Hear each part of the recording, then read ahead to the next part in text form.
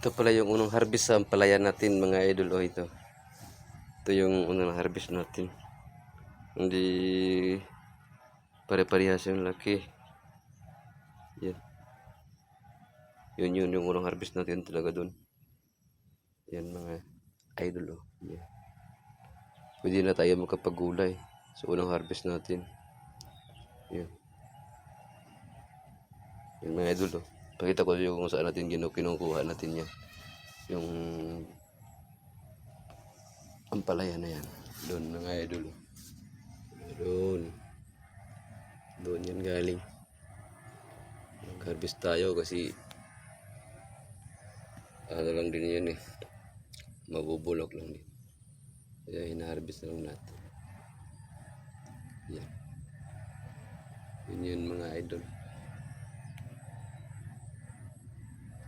Pasensyahan nyo na yung ampalaya natin kundi badamo talaga.